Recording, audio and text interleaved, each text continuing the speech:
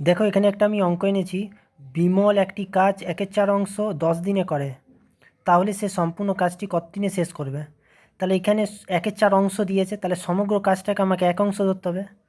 তাহলে বিমল একটি কাজ 1/4 করে 10 দিনে, তাহলে ওই কাজটি 1 করবে। এখানে 1 কেন হলো? কেন এটা সমগ্র কাজ বলেছে। তাহলে 1 করলে এটা উল্টে যাবে, 10 × 4/1 হবে, মানে 10 × 4 হবে। তাহলে এটা হচ্ছে 40 দিনে। এটা দেখে মনে হচ্ছে কঠিন অঙ্ক, কিন্তু এটা খুব সহজ একটা অঙ্ক। তোমরা ভিডিওটা লাইক আর শেয়ার করো, আর চ্যানেলটাকে সাবস্ক্রাইব করো। Thank you.